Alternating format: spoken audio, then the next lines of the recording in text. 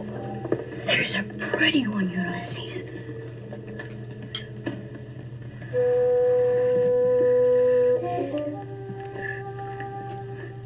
There it is. Hello, BookTube. I'm Sean the Book Maniac. You've probably never, I know you've never seen this particular backdrop before, although it looks like several others that I sometimes film at. I slept in this morning. I woke up at 4. I was wide awake until about 5, and I thought, Sean, it's too early to get up. So I went back to sleep, and I woke up a couple more times, and now it's 8:30. And it's a somewhat sunny day, and it's Friday morning, and so, you know, I only have a choice of a couple different parks when the sun is where it is at this time of the morning.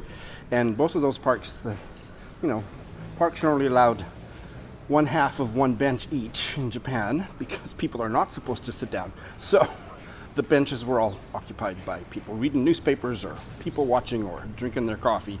And there might have been a bench near them I could have sat down on, but I'm way too self-conscious to film my Friday reads there. I'm not self-conscious to film it in certain situations, but in others I am. So, after having gone to 2 parks, I saw this little, somewhat quiet street with a place, a little bit of a ledge in front of the greenery where I could plunk myself down. It's fairly close to the noisy street, but I have tested this. But I have tested this in the past, and the noise from that far away from traffic doesn't usually show up unless it's like a motorcycle. But note to self, this is my first fail of this Friday reads, is I'm wearing jeans. I can't get jeans in Japan that fit me at all, not even at the big man store. They just don't fit. So I'm waiting to go home to Canada for Christmas to get some new jeans. So I only have a few pair of jeans, and I'm wearing one of the majority of those that have a huge gaping hole in the crotch, and car went by, and I thought, I better close my legs here. Jesus Christ. So let's carry on, shall we? I think I'm actually fine. It's a one-way street, and I got my legs tilted the other way, so unless they look in the rearview mirror after they've passed by, and they probably will, because what's this Gaijin, this foreigner, doing sitting out on the ledge? Got my tripod set up so there's room for... There might be 1 or 2 pedestrians that are going to walk by and gawk at me, as well they should. So, here I am, people. This is a rather nice spot. If I can get away with it and don't have any major calamities and can find a pair of pants to wear that don't have a hole in the crotch, I might come and film here again, because it's like a 4-minute walk from my house. My story today is a continuation of the ramen saga, which I told you a few weeks ago that... Oh no, it is a 2-way street, so close your legs, Sean. At least I'm wearing underwear. I told you that the thing that I was most looking forward to about being a fully vaccinated individual in Japan was that I could finally go back to a ramen shop. And then I waited. Then I later told you that I was feeling a little bit not squeamish, but a little bit shy about... Not sure if if it was worth getting COVID like Kim got after being fully vaccinated. So I hung tough for a few more weeks, and then Kenji's 2-week waiting period after his second shot came and went. And so last weekend we went. And we went to... I got bugs in my hair. Ugh. Need a haircut too. I'm digressing all over the place, but Kenji didn't get home until after I was asleep last night. So my hair is long. You guys are all probably laughing at me saying that it's long, but it is long. Yeah, I'm getting the looks, and I'm feeling like a zoo exhibit, and I guess I am. Okay, where was I? I was talking about ramen. So we went to one of the nearby shops that we really liked before, and it's been a couple of years or almost since we'd been there. But our big lunch day, because of Kenji's work schedule, is Sunday. So we went there. It's about a 12-minute walk, and it's no longer open on Sundays. They just changed their hours, so they're no longer open on Sundays. That particular weekend was the first weekend of the new hours, so we couldn't go there.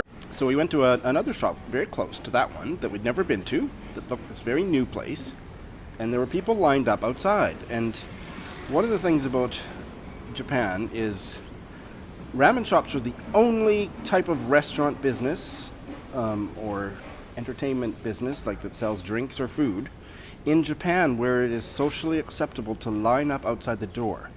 if you go to any other kind of cafe or restaurant, or izakaya or anything, and it's full, if you stand and wait outside, the staff just freak out. And it's for cultural reasons. I don't want to ascribe the motive, but they just freak out. They don't want you to wait. They will not allow you to wait. But ramen shops, no problem. Someone will explain that. Cousin, can you help us out here? If people are waiting outside a ramen shop, I take that as a strong indication that the ramen shop is good. So we had time to wait. So we waited 20 to 30 minutes, and after a few minutes, the lineup moved inside, and then they had a long bench to sit on, and then a row of chairs. So, there was about 20 people ahead of us, so it took about 20 or 30 minutes to get in. And the place was just so clean and bright and new. A lot of ramen shops are really dingy. They've been in existence for 50 years, and they haven't really been aired out since then. Kenji has such a strong sensitivity to certain kinds of ramen broth that there's some of my favorite ones he won't go inside. He can't stand the smell. So yeah, this one was incredible. And the ramen, they don't call him a chef, I don't know what, they probably have a special word for the ramen guy. Big muscular guy, not my type, but he's about 45, but really might have been, I could think of some of my gayest booktube besties, it might have been their type, but anyway, he was chopping up the noodles. In other words, he had made the dough, is that what they call it? The dough for the noodles, and then he would chop them up and to make the actual strings of noodles and throw them into the big vat. So everything was so fresh, and the smell of the soup was really great, and we were so getting hungrier and all the more excited to have our first bowl of real ramen in a year and a half or whatever, and finally got to sit down at the counter. And the other issue that is such a big one for me with ramen shops and certain other kinds of kind of fast food type places is that they just have a bench that's drilled into the floor. It's not movable. And it's so close because Japanese people are so slim that I can hardly get in. My belly's, hanging over the table. So this place had standalone chairs that were very nice wooden chairs, shiny and comfortable, and lots of space to sit down. It was as if this ramen shop had been designed for all of my specifications. So we sat down, we ordered the ramen, and eventually the ramen came. And the noodles were so delicious. Oh my God. Most ramen shops don't use fresh noodles like that. I mean, they buy them from somewhere else that makes them, and I'm assuming they're fresh, but these just had an extra special, je ne sais quoi. And the pork was delicious. So far, so good. But the broth was terrible. The soup part of it. It just wasn't good. It wasn't, I don't mean it was spoiled, it just didn't have a really delicious taste. And I thought, oh, it's just me. What do I know? I'm just a Canadian dude in Japan. I'm not a good judge of ramen, but I didn't like it, and I didn't say anything to Kenji inside.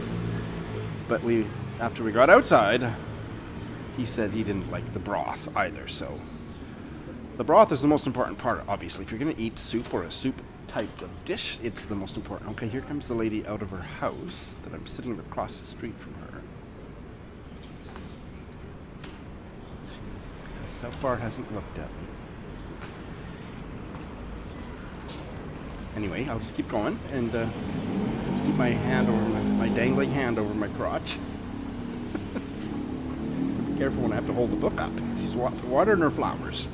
So that was so disappointing. And do you ever have that feeling when you've really been looking forward to a certain type of food and then you go have it and it's not very good, and then you're left with this frustrated feeling like I still haven't had really good ramen, so I'm craving it all the more? So we have to find another ramen place. Maybe this weekend, but soon. And I don't do vlogs of restaurants or whatever when I'm with Kenji because he doesn't like being on camera, and it's kind of awkward to try to film with him sitting right there. I'll just tell you about it or whatever. So the ramen story has not ended. My yearnings have thus far been thwarted. But my booktube week has not been. Here are the highlights. So I think really to win this contest, and I'm giving the strategy away because I'm not going to do another one of these in future years, is you'd have to go through my videos and just fast forward and to look at the cover images. I think that's the only way you could really nail it. And he nailed it. 19 out of 20. Oh my God. He will find out which one he missed, and you will all see what the covers were. Now, thanks for watching. Here are the answers to the book cover fragment contest, and thank you so much.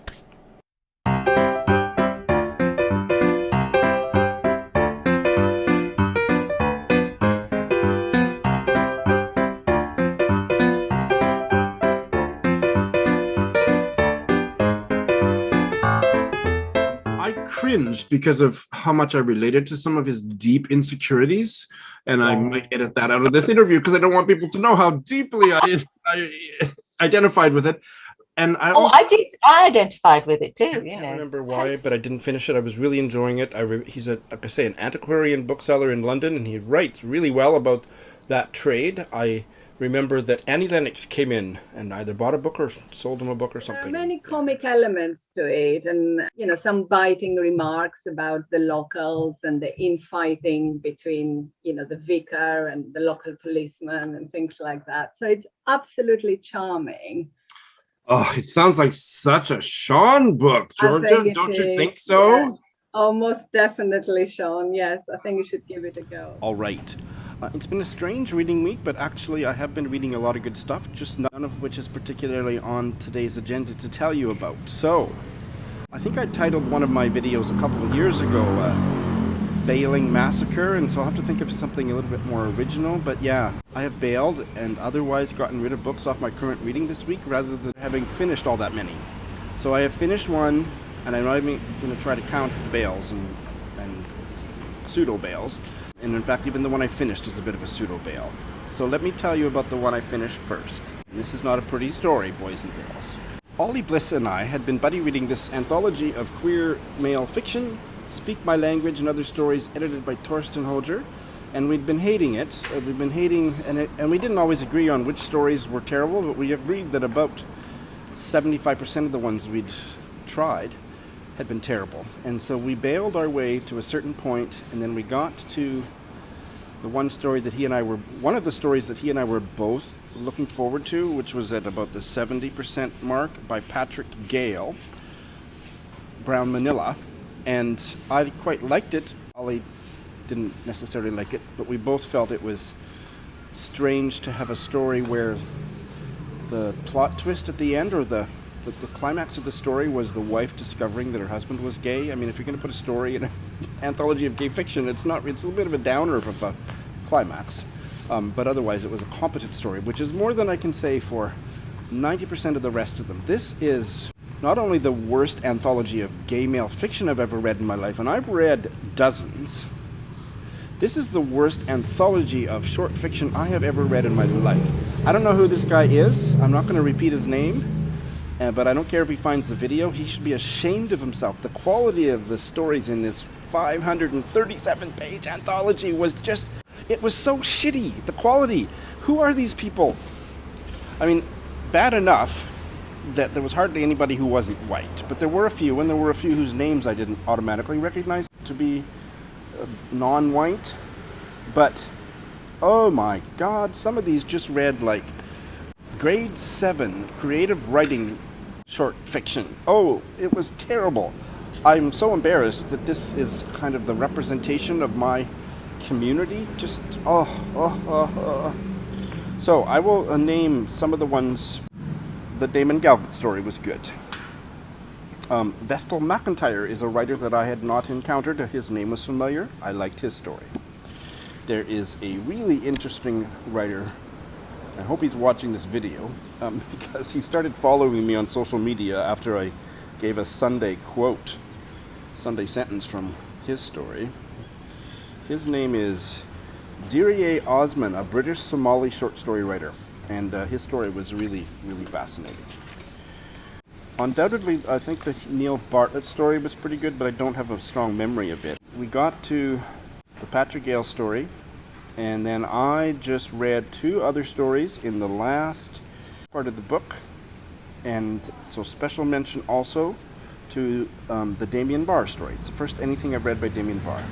I didn't try every single story in the remainder of the book because I was just so angry about how shitty most of them were that I couldn't deal with it, and Ollie had already decided to bail after the Patrick Gale, and so I'm counting it as not a bail because it's 537 pages, and I suffered through 350 of the pages probably, or at least sampled the stories enough to realize they were just execrable. Execrable, is that how you pronounce that word? It's a much more fancy version of shitty. I'm counting it as red, 2 stars, and I think I'm going to burn the book. So that's the one that I'm counting as finished. And when you hear the rest of this Friday Reads, you'll understand that everything's relative, and yeah, we'll count that one as finished. Let's do the pseudo-bail now. Discerning viewers of my channel will know that a couple years ago I created a special folder for books that I decided not to finish at this time, but that I fully intend to go back to. I think there's about 8 books in there, and it's called On Hold.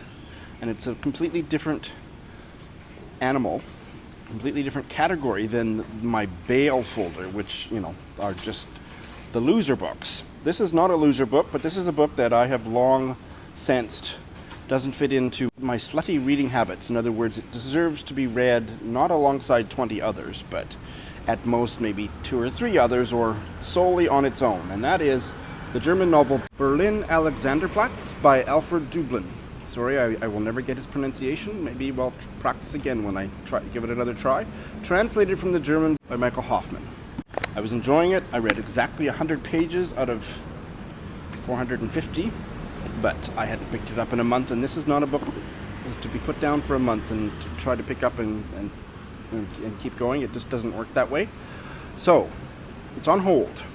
I have 2 others that have been on hold for quite some time, and I think I'm going to devote a month early next year to reading those 3 only, if I finish them early enough and can read other stuff, but to read a maximum of those 3 that are all like this. They deserve not to be they deserve a much more constant daily attention, and try them all again.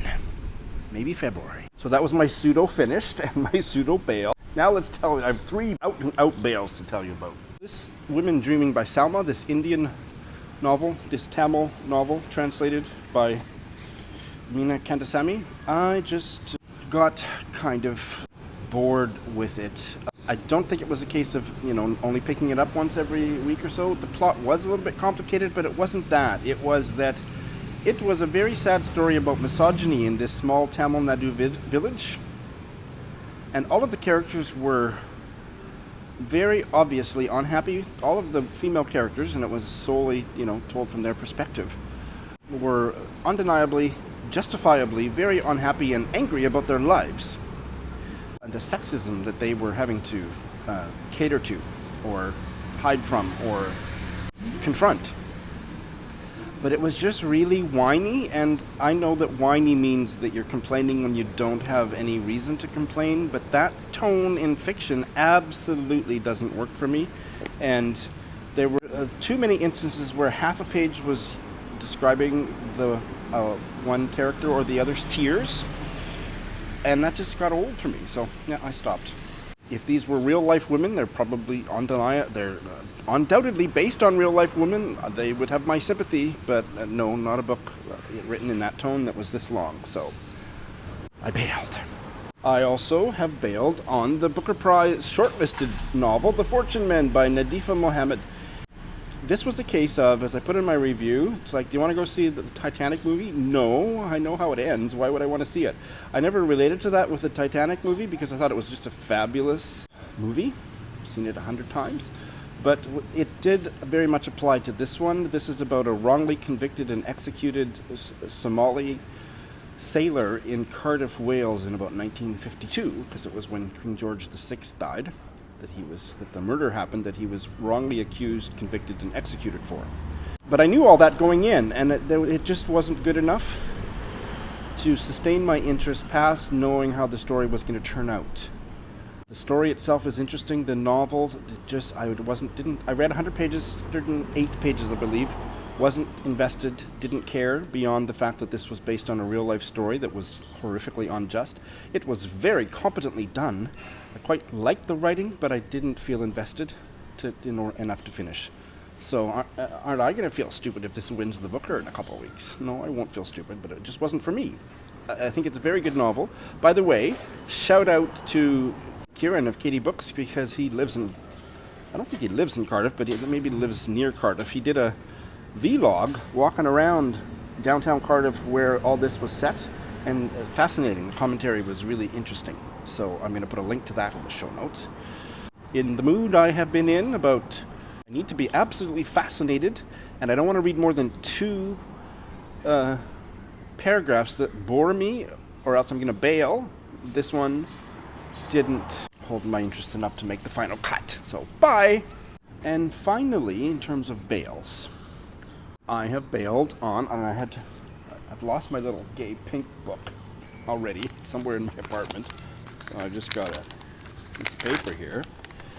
The one that I started last week, the Mary Seacole's Wonderful Adventures of Mrs. Seacole in Many Lands, which was for Victober. It's by a black Jamaican woman, published in about 1850 something. And I thought it was really boring. Well, it suffered from the same thing that I hate most memoir for. It was all me, I did this, and I'm so great, and I don't care who the person is writing it. I can't stand that memoiristic me tone. It just makes me ill. So, and she wasn't a good storyteller. There was very little story. It was just kind of read like a diary. Oh, I went here, and I did this, and then I had a son, and I got married, and he died, and I just wasn't given a rat's ass about any of it. So, didn't get very far into it. 25% actually. So that one's history. Those were my bails. Like I say, it was a bit of a massacre this week, and I had a good time getting rid of all that stuff. So the one that I started last week, the Mrs. Seacole one, I've already dispensed with that. So now all I have left to tell you about is what I'm going to start. So because of the Mrs. Seacole bail, the first one I'm going to tell you about I actually already started last night, and that is the novella Cousin Phillis by Elizabeth Gaskell. I know I said I was going to ignore the English writers this Victober. Well, I was kind of at my wit's end about what to do to replace it, and I scanned my new Naxos audiobook thing, and they had this novella Cousin Phillis on audio. It was a wonderful audio narration. I don't remember the narrator. I'll put it textually below. And I had this bind up, which I hate bind ups. Listened to the first 20 minutes and I was hooked. So I have started Cousin Phillis. And starting out really, really good. It doesn't have the highest of star ratings. It's probably a little bit of an inferior tale, but if the star ratings are anything to go on, but it's kind of like a SCTV skit I remember from my university days. Even bad sex is better than no sex at all, and I would argue that even bad Gaskell is better than none at all. And there's absolutely nothing that I have read so far, I'm reading it while listening to it, is bad. It's really good. I'm hooked. I've cleared a space. I'm eager to keep a big open space for Indigathon, so I'm not going to go too crazy, but I am going to start 3.